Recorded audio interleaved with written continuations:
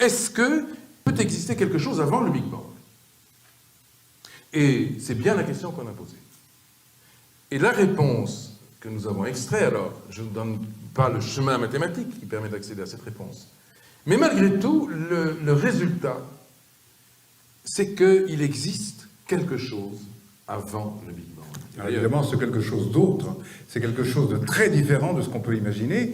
C'est quelque chose qui ne tient ni de la matière qui nous entoure, ni de l'énergie que nous pouvons voir à travers, par exemple, ces photons qui tombent du plafond, qui ne tiennent même plus du temps, d'ailleurs.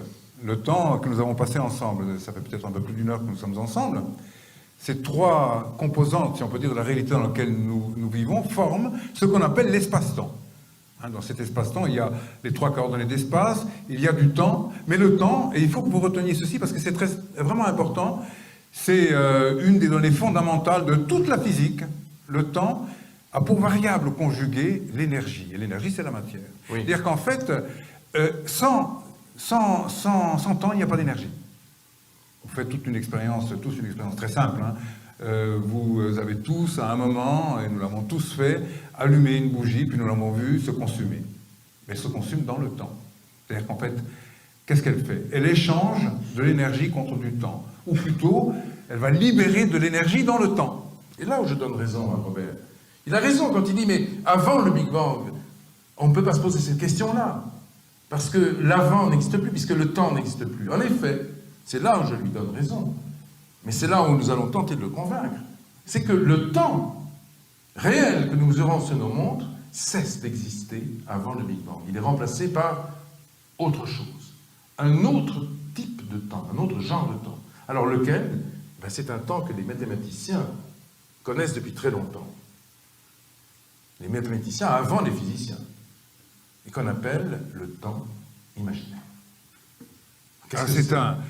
C'est un mot un peu mystérieux, le temps imaginaire, parce qu'on a l'impression, au fond, que c'est un temps qui serait issu de l'imagination. Mais Grishka a donné une partie de la réponse quand il dit que ce temps est un temps qui est familier aux mathématiciens. D'ailleurs, il est à ce point familier que c'est l'un des plus grands d'entre eux, Poincaré, qui a été le premier à formaliser, à comprendre la nature profonde de ce fameux temps imaginaire. Alors, on ne va pas dire tout de suite de quoi il est fait, ce temps imaginaire. Mais si on vous rappelle que le temps réel, lui, est lié à de l'énergie, il a pour variable conjuguée de l'énergie. La question que vous devez tous vous poser ici, c'est, alors, si le temps réel a pour variable conjuguée l'énergie, eh bien alors, quelle est la variable conjuguée du temps imaginaire? Voilà, c'est ça la vraie question. C'est la vraie question, c'est celle qu'on s'est posée dans nos thèses, notamment. Eh bien, la réponse... De l'information. L'information. Alors, retenez bien ce mot, on va en reparler de différentes manières. On va considérer le mot information sous divers points de vue. Et vous allez comprendre, je vais vous donner un exemple qui vous est familier et qui va vous permettre de comprendre ce que c'est que ce fameux temps imaginaire et pourquoi il est associé à de l'information. Vous avez tous chez vous, évidemment, un lecteur de DVD. Et lorsque vous êtes un petit peu fatigué, comme vous pouvez l'être après avoir écouté cette conférence, eh bien, vous allez à la maison, vous rentrez chez vous, et puis vous décidez de vous détendre devant un bon film. Là, qu'est-ce que vous faites? Eh bien, vous saisissez un DVD, vous l'introduisez dans le lecteur, et là, vous appuyez sur Play. Lorsque vous appuyez sur Play, que vous mettez donc le film en route, vous introduisez donc le film dans le monde de l'énergie. Et là, vous êtes dans notre métrique à nous. C'est-à-dire, en fait, vous êtes dans la métrique ordinaire, avec un temps réel, qui s'appuie sur de l'énergie pour transformer des événements du passé vers le futur, en passant par le présent. Le présent, c'est vous qui êtes devant l'écran en train de regarder le film. Et vous le regardez pendant 1h30. Lorsque vous avez fini le film, vous appuyez sur « Eject » et vous récupérez votre DVD. À ce moment-là, vous êtes tous d'accord avec moi, il n'est plus dans le monde de l'énergie. Vous l'avez retiré du monde de l'énergie, puisqu'il n'y a plus d'électricité, il n'y a plus de rayon laser pour lire le disque DVD. Donc, vous l'avez retiré, vous avez, en fait, le film, vous l'avez dans la main. Mais sous une forme numérique. Mais sous une forme numérique, c'est en fait le film, il y a... Toute l'histoire est là. Mais elle est là en temps imaginaire, c'est-à-dire qu'en fait, il n'y a plus de futur ni de passé là-dedans. Il n'y a qu'une seule histoire globale, sans hiérarchie entre les événements, sous une forme très simple, qui est de l'information. C'est toute l'information du film qui est là, gravée dans le DVD. Ça, c'est du temps imaginaire qui ne vit plus dans le monde de l'énergie, mais qui vit dans un temps différent, qu'on appelle le temps imaginaire, c'est-à-dire, en fait, encore une fois, sa variable conjuguée étant de l'information. Donc, vous avez bien compris, la nature profonde du temps imaginaire, c'est de l'information. Et lorsqu'on parle, Gashka et moi, d'une information à l'origine, parce que c'est bien de cela qu'il s'agit, nous disons, il y a une information qui précède le Big Bang. Cette information-là, elle est faite de quoi? Elle est faite d'entités mathématiques, elle est faite de nombres purs, le nombre pi par exemple, le transcendant, elle est faite de grandes constantes qui sont les constantes cosmologiques que tous les physiciens connaissent. Il y a la constante de gravitation, celle de la vitesse de la lumière, et la constante de la structure fine, toutes ces constantes universelles qui règlent d'une certaine manière le scénario cosmique qui fait que 13 milliards et 820 millions d'années après, l'univers est là, nous pouvons l'observer, nous sommes devenus conscients, si on peut dire, nous sommes l'univers lui-même, d'une certaine manière, qui a pris conscience de lui-même, parce qu'il a évolué, parce qu'il est aujourd'hui suffisamment complexe à travers les systèmes biologiques que nous sommes tous, les uns et les autres, pour s'observer, pour prendre conscience de lui-même, pour s'analyser, pour comprendre son histoire et essayer de tenter de comprendre d'où il vient.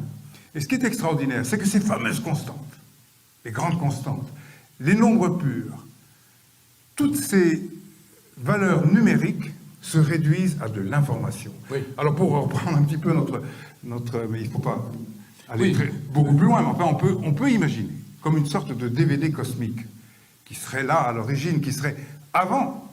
Parce que quand vous êtes chez vous, que vous appuyez sur Play, c'est là le Big Bang, c'est là que tout commence. Mais ça veut dire qu'avant le Big Bang, il y avait quoi? Il y a toute l'information qui est gravée sur le DVD.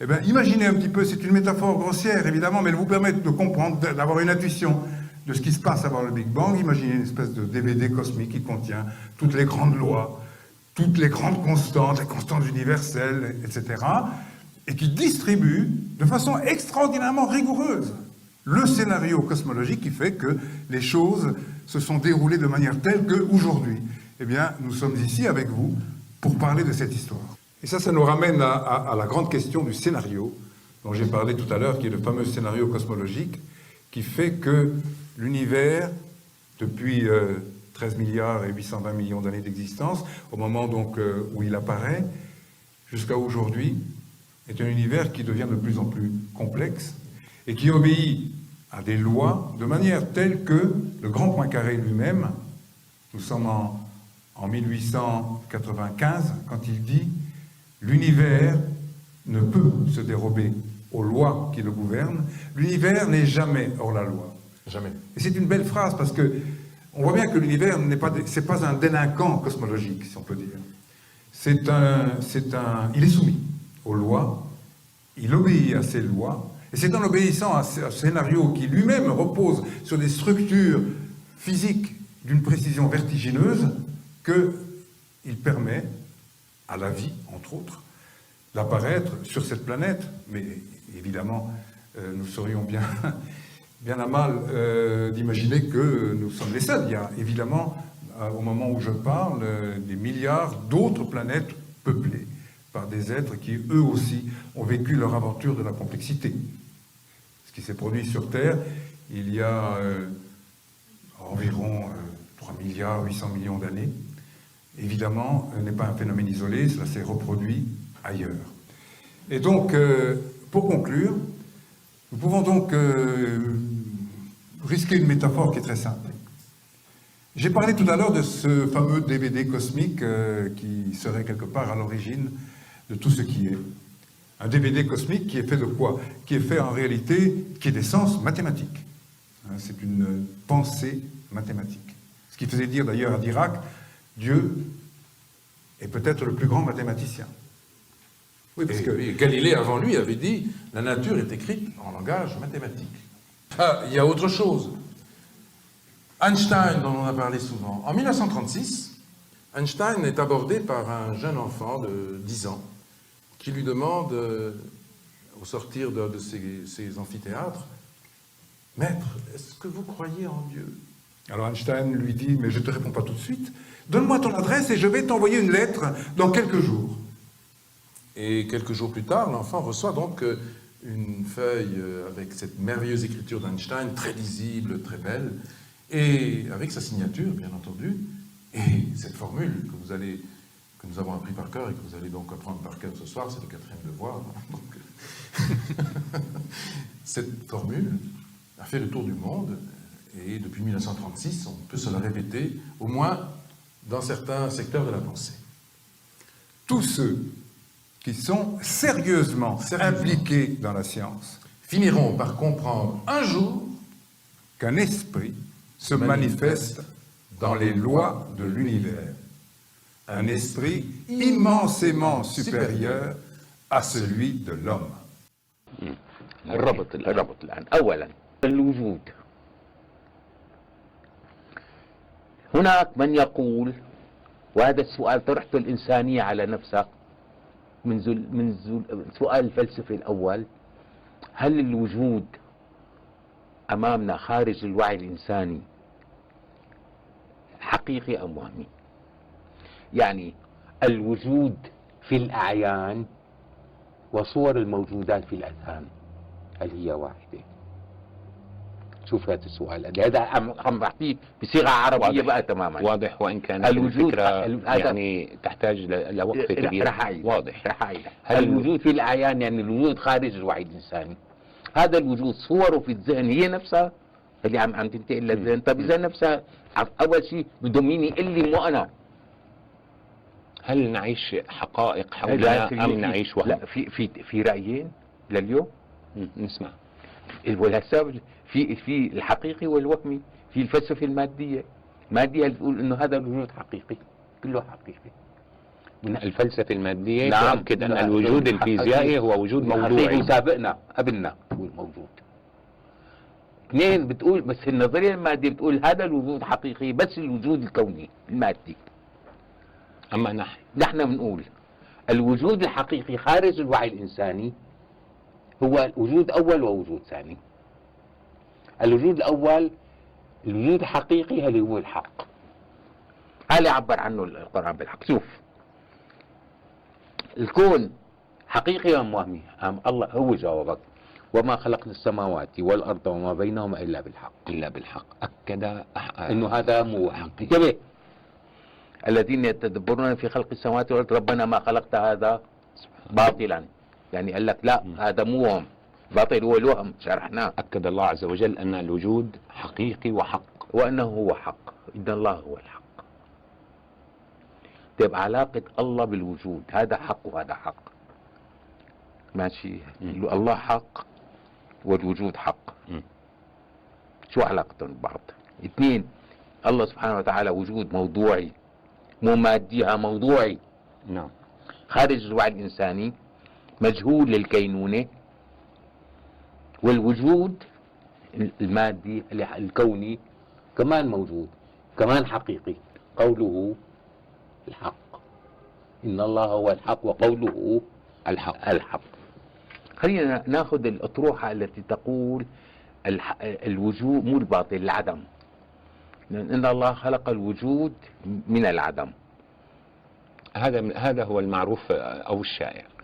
كان الله ولا شيء معه. ماشي.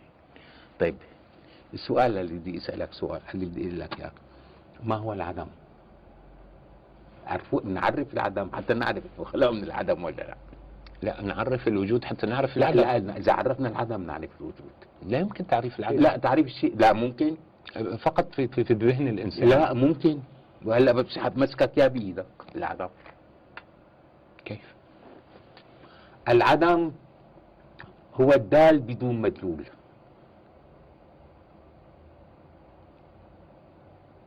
هذا في النصوص الأدبية. لا، في النقد الدال بلا مدلول يقولون عدمية، هذا هو العدم. عظيم. رب العالمين كان الله ولا شيء معه. الكون كان ضمن معلوماته ولا ما بيعرفه؟ كان الكون في علم الله دال بدون مدلول، فكلماته هي الكون نفسه. علاقة الله بالكون قوله الحق علاقة الله بالكون علاقة الكلام بالمتكلم. فبالنسبة لنا الشمس كلمة دال، نعم، والمدلول هي النجم الكبير هذا الشمس. نحن مفصول الدال عن المدلول. بالنسبة لله سبحانه وتعالى الكلمة هي عين المدلول، الدال هو عين المدلول. يعني بالنسبة لله كلمة الشمس هي الشمس. لذلك إذا قال له كن فيكون.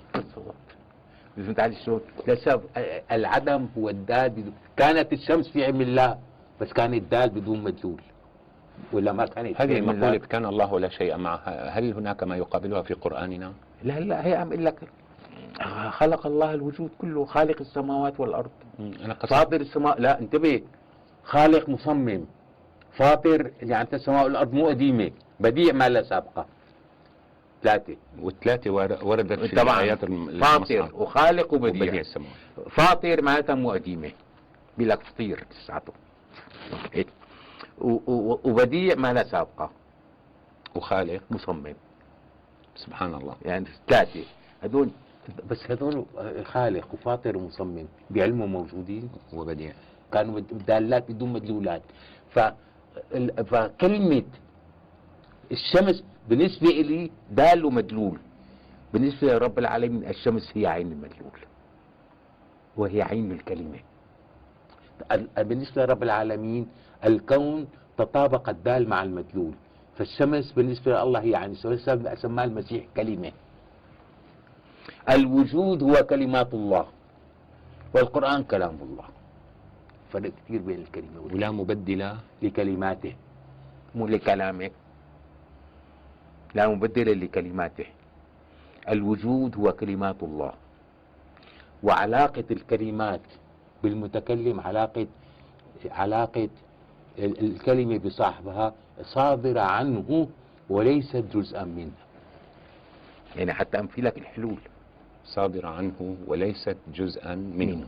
صادرة عنه وليست جزءا منه. نعم، نغوص في عمق الفلسفة، يعني في يعني الكينونة والسيرورة هي صادرة عنه وليست جزءا منه.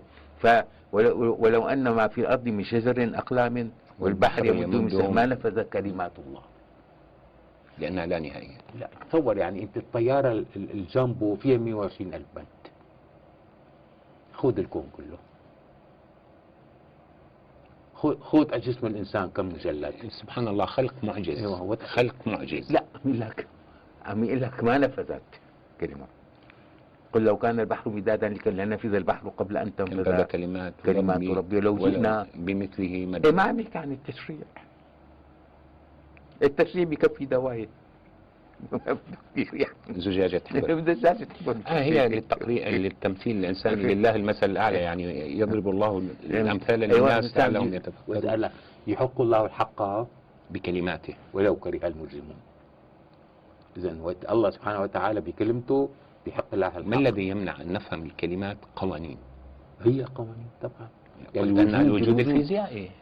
الكلمات هي الوجود الكوني. يعني المسيح كلمة وروح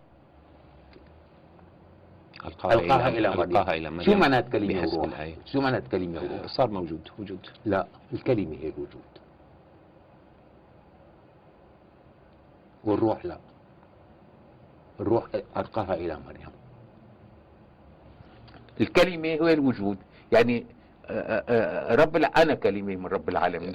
الروح لمشيئة إلهية، يعني شو هي؟ فأرسلنا إليها روحنا. لا، كلمة والروح ألقاها إلى مريم. التنتين، في تنتين بمريم، تنتين شو كلمة وروح. هناك مهمة، يعني لأهب لك غلاما زكيا. عندما ولد المسيح عليه السلام، المسيح هو الكلمة. شو قال؟ إني عبد الله آتاني الكتاب وجعلني نبيا. إيه، أنا بدي أسأله إنه هلا ولدت وين إجاك الكتاب وجعلك نبي؟ هي الروح اجته بطن أمه. وكذلك أوحينا إليك روحا من أمرنا ما كنت تدري ما الكتاب ولا الإيمان. الرسول عصى محمد بن عبد الله هو الكلمة، والروح اجته بالأربعين. بينما عيسى بن مريم هو الكلمة. وين الروح اجته في بطن أمه. نزل من بطن أمي نبيا ورسولا. طيب دكتور، الوقت يعني يمضي سريعا. يمضي معلش.